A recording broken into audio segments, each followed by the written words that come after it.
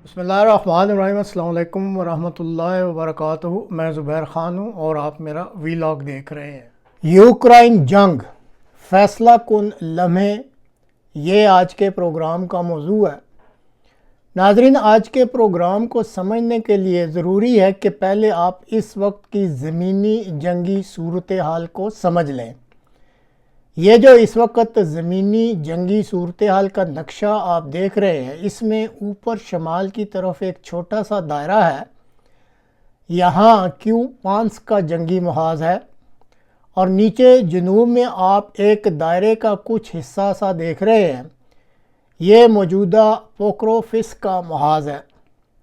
और अब जो तीरों की मदद से नक्शा आप देख रहे हैं, ये शमाल से क्यूपांस की तरफ से रूसी अफवाज नीचे जनूब की तरफ आ रही हैं और नीचे जनूब की तरफ से रूसी अफवाज पोक्रोफिस की तरफ से शमाल की तरफ यानी क्यूपांस की तरफ बढ़ रही हैं। ये यूक्रेन का डोनबास का ख़ित्ता है, जहां इस वक्त यूक्रेन की 10,500 के करीब फ़ौज है, जिसको रूसी अफवाज ने इस वक्त घेरे में ले लिया है। और आज का प्रोग्राम इस सारी सूरत हाल को सामने रखते हुए ही तरतीब दिया गया है। दुनिया की नज़रों में इस वक्त यूक्रेन की ये जंग ख़तरनाक और पेचीदा हो गई है और अब ये एक नए तारीख़ी और फ़ैसला कुन मोड़ पर पहुंच चुकी है। हैरान कुन तौर पर रूस के सदर व्लादिमीर पुतिन ने एक बार फिर अमन की पेशकश ज़ेलेंस्की और ट्रंप की तरफ बढ़ा दी है। जी हाँ, वही पुतिन जो मगरिब के नज़दीक जंग पसंद कहलाते हैं, अब कह रहे हैं कि वो ना तो जंग को लंबा करना चाहते हैं और ना ही मज़ीद ज़मीन पर कब्ज़ा करना चाहते हैं।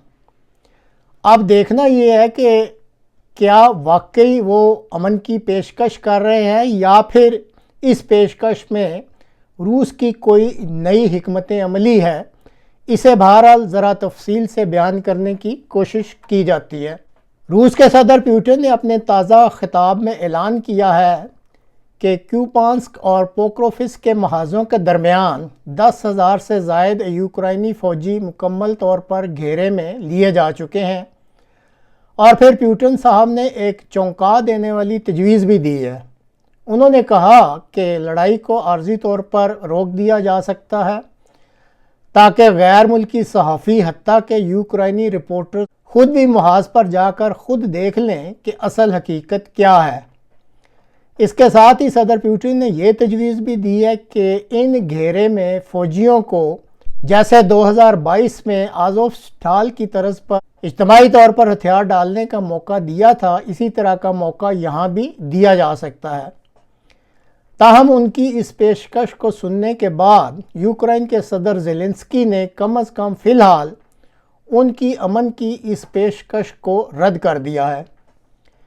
गुज़श्ता दिनों दी इकोनॉमिस्ट ने अपनी रिपोर्ट में बताया था कि सिर्फ इस साल यानी 2025 में अब तक 100 से 110 अरब डॉलर खर्च कर दिए हैं और मजमूई तौर पर 2022 जब से ये जंग शुरू हुई है अब तक ये रकम 360 अरब डॉलर से भी ज़्यादा है। फिर वो लिखता है कि रूस अब भी पीछे नहीं हटा, बल्कि मुसलसल आहिस्ता आहिस्ता वो अपनी पोजीशन को मजबूत कर रहा है।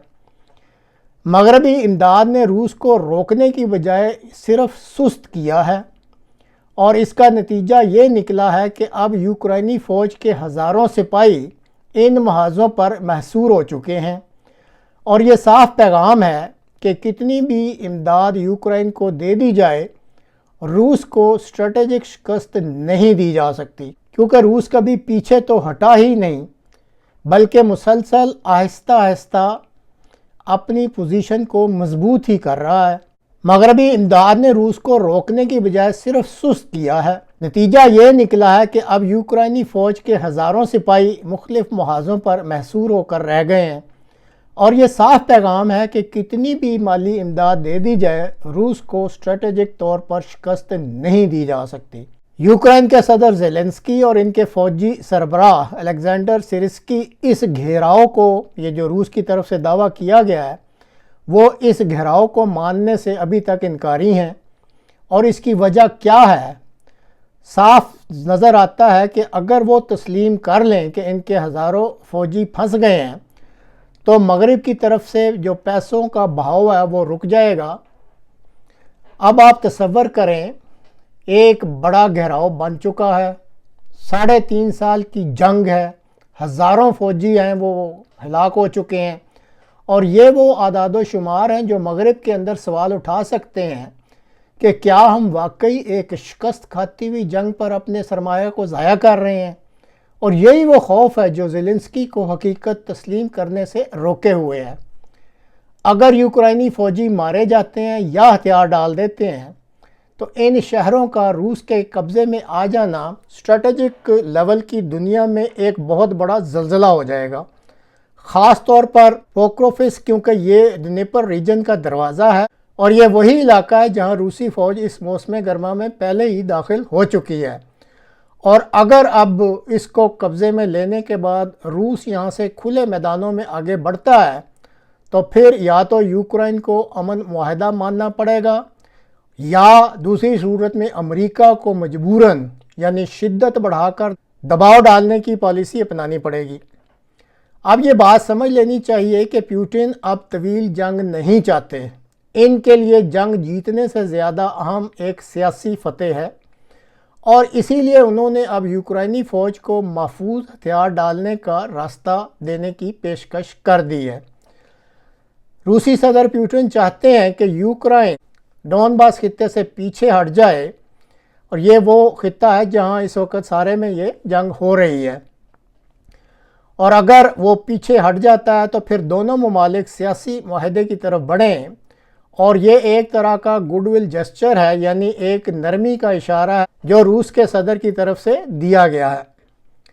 لیکن یوکرائن کے صدر زیلنسکی ابھی بھی اپنی سیاسی بقا اور مغربی فنڈنگ کے لیے جنگ کو کھینچنے پر تلے ہوئے ہیں۔ اب سارا کھیل جو ہے یہ ایک شخص کے فیصلے پر آ کے رک گیا ہے، اور وہ ہے ڈونلڈ ٹرمپ۔ امریکی صدر ٹرمپ ہمیشہ کہتے آئے ہیں کہ یہ بائیڈن کی جنگ ہے، میری نہیں۔ وہ دعویٰ کرتے ہیں کہ اگر وہ 2020 میں صدر ہوتے تو یہ جنگ کبھی شروع ہی نہ ہوتی، لیکن اب ایسا موڑ آ چکا ہے کہ اب انہیں فیصلہ کرنا ہے کہ وہ واقعی امن چاہتے ہیں یا اس جنگ کو اپنے نام کی جنگ بناتے ہیں۔ روسی صدر پیوٹن نے دراصل امریکی صدر ٹرمپ کو فیس سیونگ کا ایک پلیٹ فارم مہیا کر دیا ہے۔ یہ ایک ایسا موقع ہے جس سے وہ عزت کے ساتھ جنگ ختم کر سکتے ہیں۔ ناظرین، اب معاملہ دیکھا جائے تو سیدھا سادہ ہے، یا تو ٹرمپ زیلنسکی صاحب پر دباؤ ڈالیں کہ وہ پیوٹن کی امن پیشکش کو قبول کر لیں، یا پھر وہ خود اس جنگ کو نئی امریکی حکومت کی جنگ بنا دیں۔ ناظرین کرام، یہ جو اب یوکرائنی فوجوں کے ارد گرد روسی محاصرہ ہوا ہے، یہ کوئی معمولی واقعہ نہیں ہے۔ یہ آپ یقین کریں کہ ایک تاریخی موڑ ہے۔ صدر پیوٹن ایک بار پھر زیلنسکی اور ٹرمپ کے لیے امن کا پیغام دے رہے ہیں، اور ان کا پیغام بالکل واضح ہے۔ وہ کہتے ہیں کہ میں اب مزید زمین نہیں چاہتا، اور نہ میں مزید خون بہانا چاہتا ہوں، میں صرف امن چاہتا ہوں۔ لیکن دوسری طرف اب نگاہیں صرف ایک شخص پر ہیں، اور وہ شخص ہے امریکی صدر ڈونلڈ ٹرمپ۔ اب امریکہ کے صدر ڈونلڈ ٹرمپ امن کو چنیں گے یا جنگ کو؟ یہ تو بہت جلد آنے والا وقت ہم سب کو بتا دے گا۔